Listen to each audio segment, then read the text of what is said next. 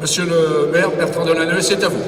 Cette éventuelle réforme des rythmes scolaires ne s'appliquera en 2013 que si le Conseil de Paris des 25 et 26 mars en décide. Je ne sais même pas ce que je proposerai au Conseil de Paris du 25 mars. Je sais ce que je souhaite. Je ne sais pas si je serai en mesure de le présenter ou pas. Il y a un projet, certains de mes collaborateurs l'avaient appelé le projet Martyr, de manière à ce qu'on ait une base sur laquelle on puisse discuter, se contredire avec des hypothèses, et je l'ai présenté comme un pré-projet, parce que c'est bien ce débat qui m'inspirera l'éventuelle proposition que je ferai au Conseil de Paris. Cette réforme, je ne sais pas encore si elle aboutira ou pas. Ce que je sais, c'est que nous nous serons donné les moyens de l'échange. On va faire en sorte de garder ce ton serein. Jean-François Fontana, un de ces enseignants qui ont été ignorés dans ce projet de réforme, qui ont été méprisés, qui ont même été insultés, qui ont même été gazés, qui ont même été encerclés par les CRS, qui ont même été agressés, pas plus tard que la semaine dernière par les élus municipaux, et nous avons protesté à ce sujet, mais aussi enseignants toujours mobilisés avec les parents d'élèves, avec les personnels municipaux, parce que nous allons gagner. Nous allons gagner parce que nous estimons que cette réforme est contraire à l'intérêt des élèves. Elle alourdit le temps de présence des élèves à l'école. Elle a pour but de transférer les charges de l'État à la collectivité territoriale en matière d'éducation et de donner moins d'écoles au lieu de donner plus d'écoles, donc d'accroître les inégalités dans ce pays. Donc nous y sommes opposés et nous allons gagner sur ce point.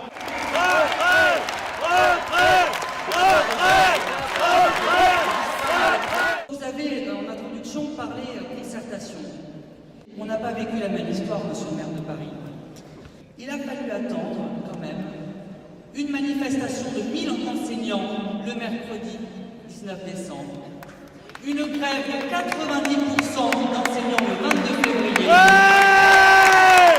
La manifestation du 2 février de 3000 parents, enseignants et agents pour que vous, enfin, vous daigniez nous recevoir et ouvrir le dialogue. On partage les arguments qui ont été développés par M. Fontana. L'unité syndicale, elle est sans faille. Tout ce qu'on vous demande, c'est du temps pour mener le débat et ne pas appliquer la réforme des rythmes en 2013. Arrêtez-vous.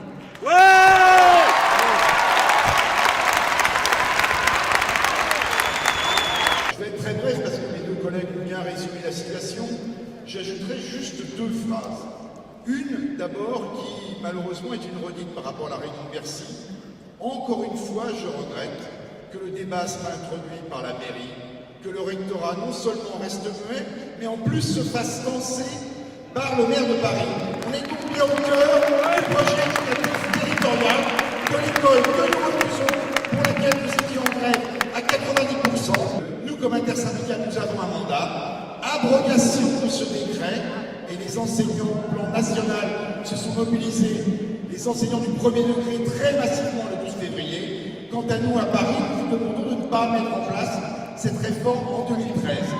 Je voudrais juste ajouter un mot, puisque certains répondent. D'un côté, le rectorat a une position très difficile.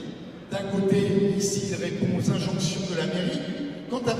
Payon, hier, lorsqu'il a fait cette annonce tonitruante, je ne savais pas exactement d'où ça sortait, et puis en regardant un peu, j'ai découvert un communiqué des professionnels du tourisme qui, le 6 février, recommandait 6 semaines de vacances l'été avec des zones, dans un texte magnifique intitulé « Pour une réforme des rythmes globale et équitable ».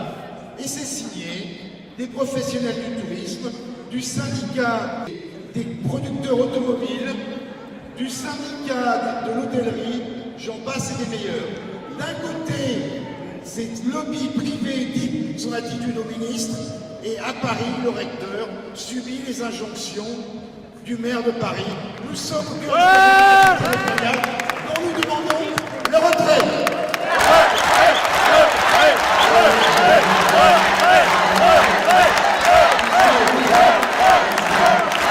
D'abord, nous demandons l'abrogation du décret, parce que nous sommes tout à fait solidaires des camarades enseignants. Donc je me répète très simplement, on vient vous aider à prendre la décision qu'il faut abroger. Première observation, qui est une observation nationale. La réforme des rythmes est un élément d'un grand projet de refondation de l'école. Et c'est une des ambitions de ce projet. Vous pouvez ne pas être d'accord avec moi, mais je vous dis la manière dont moi j'ai accepté cette mission et dont je porte ce projet. L'objectif est de faire en sorte que le temps périscolaire soit amélioré de manière à améliorer la réussite éducative de tous les enfants.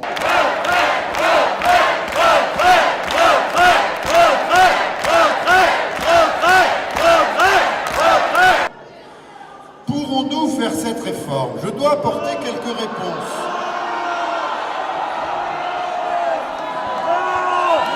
Certains me disent ce sera plus facile en 2014.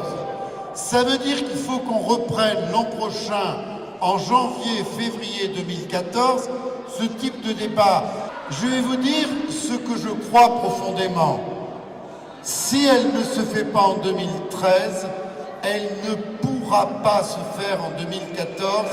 C'est en tout cas ma conviction.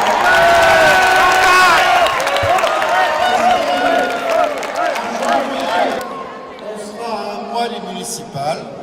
Donc, je vous dis pas comment ça se passerait dans un an si au même moment on préparait une réforme pour septembre 2014.